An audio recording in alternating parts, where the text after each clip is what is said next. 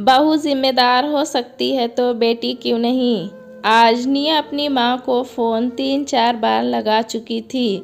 उसे बहुत झुंझलाहट हो रही थी कि माँ फ़ोन क्यों नहीं उठा रही है। उसने भाभी को भी फ़ोन मिलाया और भाभी ने भी फ़ोन नहीं उठाया क्योंकि वो किचन में काम कर रही थी। अब उसकी भाभी खाना पीना का काम करके कमरे में आई। तब उसने फ़ोन उठाया तो देखा कि निया दीदी के 3 मिस कॉल थे। उसने सोचा अब फ़ोन मिलाऊंगी तो दीदी कहीं सो ना गई हों। रात के 11 बज रहे थे, इस कारण उसने फ़ोन नहीं लगाया। अब अगले दिन उसने अपनी सास से पूछा, मम्मी निया दीदी के कल 3 मिस कॉल थे, आपकी बात हुई कि नहीं। तब वो बोली, प्रीति बहू तू तो जानती है कल रात को मोबाइल की बैटरी चली गई तो चार्ज पर लगा रहा और मैंने अभी तक ना देखा। निया का कल कितने बजे फ़ोन आया था। तब प्रीति ने कहा, मम्मी जी करीब 8:30 बजे फ़ोन आया था।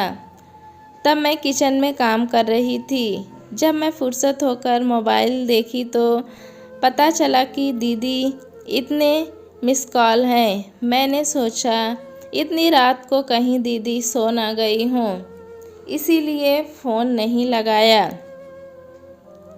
शायद आपसे फ़ोन में बात करनी हो, आप फ़ोन लगा लीजिए। तब फ़ोन वो निया को लगाती हैं। तब कवरेज एरिया से बाहर बताता है। फिर उसकी माँ ने सोचा कि चलो बाद में बात कर लूँगी। इतने में ही उनकी बेटी अपनी ससुराल से मायके पहुँच जाती है। तब उसकी माँ हैरानी से उसकी ओर देखती हुई कहती हैं, अरे निया तू अचानक कैसे। माँ पहले तो ये बताओ कि फ़ोन कहाँ है आपका।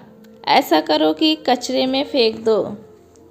कितनी बार फ़ोन लगाया आपको, आपका फ़ोन स्विच ऑफ ही बता रहा था। और भाभी भी कहाँ है, उन्होंने भी फ़ोन ना उठाया, जैसे मुझसे उन्हें कोई दुश्मनी हो।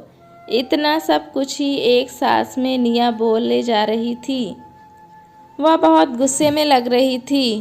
तब उसकी माँ ने कहा, अरे निया चैन की सांस तो ले ले, फिर आराम से बात करना।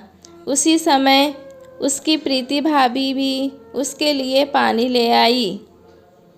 तब वह भाभी से पूछने लगी कि भाभी मैंने आपको कितने फ़ोन लगाए, आपने उठाए तक नहीं।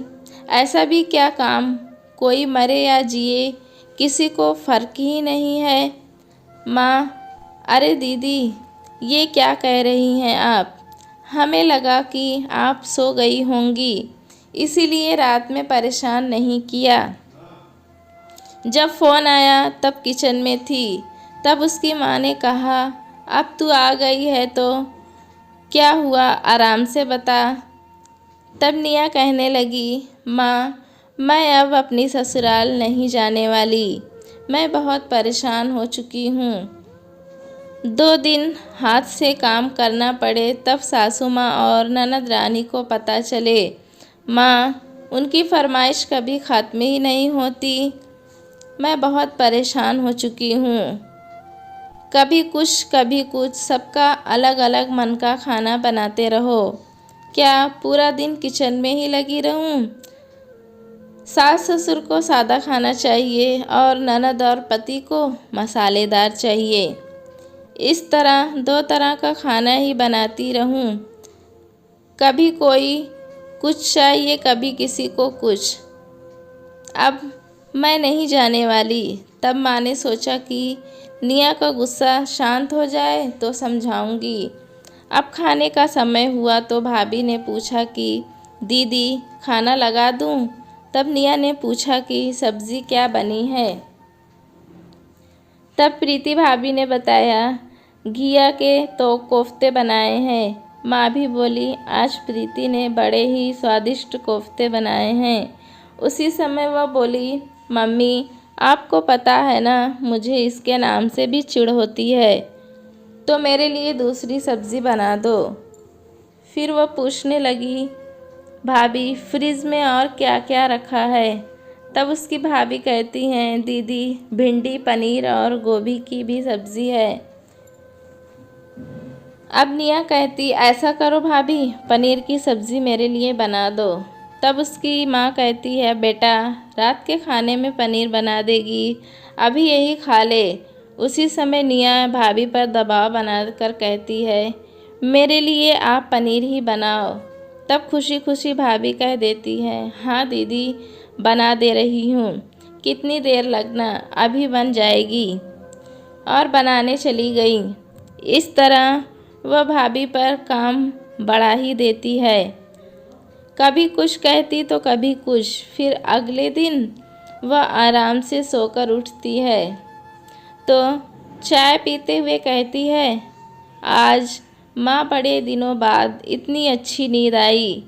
तब उसकी माँ कहती, समय भी देखा तूने, कितने बजे हैं, दोपहर होने को आई। मायका है तो क्या हुआ, इतनी देर तक सोएगी? तब वह कहती, क्या हुआ माँ, एक दिन मैं इतनी देर तक सो गई तो। तभी उसकी भाभी सासू माँ से पूछती हैं, मम्मी जी खाना लगा दूँ क्या? तब निया कहती, अरे भाभी आपने इतनी जल्दी खाना बना लिया? हाँ दीदी, दोपहर के 12 भी तो बज रहे हैं। तब उसकी माँ कहती है, तू देर से उठे तो इसका मतलब ये नहीं कि काम समय पर ना हो। और खाना परोसकर भाभी फ्री होती है। तब निया कहती, भाभी मेरा सलवार सूट मशीन में मत डालना, वो हाथ से ही धुलना। इतने पर भी उसकी भाभी कहती, जी दीदी करके काम करती हूँ। अब 1 सप्ताह हो चुके थे, निया ना तो काम कराती, ना ही समय पर खाना पीना साथ में खाती। इस तरह उसके असमय पर चाय बनना और खाने के लिए अलग अलग फरमाइश होती रहने से उसकी माँ बोल पड़ी, निया तू भाभी का हाथ क्यों नहीं बटा लेती, दिन भर मोबाइल में लगी रहती है। तब वह कहती है, माँ आपको परेशानी क्यों हो रही है, जब भाभी को परेशानी नहीं होती, आप क्यों नहीं बोल रही हो? इतना कहने पर उसकी माँ ने कहा, तेरी भाभी है इतनी अच्छी कि उफ तक ना कर रही है, तू भी तो जिम्मेदारी अपनी समझ। ऐसा कब तक चलेगा, कब तक तू यहाँ रहेगी? तब वह बोली, ऐसी कौन सी माँ होती है जो बेटी को चैन से न रहने दे? तब उसकी माँ बोली, अरे निया तू कुछ ज़्यादा ही नहीं बोल रही है, तुझे अपने ससुराल में काम करने में इतनी परेशानी होती तो भाभी से कुछ तो सीख। आज तुझे भाभी इसलिए अच्छी लग रही है क्योंकि वह सबके मन का कर रही है, तेरे भैया के हिसाब से अलग खाना बनाती है, तेरे हिसाब से भी और तो और मेरे लिए सादा खाना भी बनाती है। या तो हर औरत को अपने घर परिवार के लिए करना ही पड़ता है, पहले तेरी सास ने भी किया होगा, अब तू पहुंच गई है तो क्या ये सब करना तेरा फर्ज नहीं है? औरत का उसका असली घर उसका ससुराल ही होता है। लड़की की विदाई होते ही जब चौखट लांघती हैं तो मायके की दहलीज पर आई हो जाती है। अगर पति और सास ससुर से अनबन भी हो तो कुछ समझ में आता है, लेकिन काम की वजह से तू यहाँ रुकी हुई है तो तेरा रुकना सही नहीं है। क्या मैंने तुझे यही संस्कार दिए हैं कि अपने मन की करे तू? आखिर मेरी बहू जिम्मेदारी से अपना घर संभाल रही है, वैसे तू भी संभाल बेटा, नहीं तो तेरा कल के दिन क्या होगा? तेरी भाभी भैया कब तक बैठाकर खिलाएंगे तुझे? इतना सुनते ही वह रोने लगी और कहने लगी, माँ तूने आज मेरी आंखें खोल दी। ज़िंदगी में शादी के बाद मेरा परिवार मेरे पति और सास ससुर ही हैं, और खुशी खुशी वो अगले दिन अपनी ससुराल चली गई। दोस्तों, कहानी कैसी लगी हमें कमेंट में ज़रूर बताएं। चैनल पे नए हैं तो एक लाइक और सब्सक्राइब करना ना भूलें।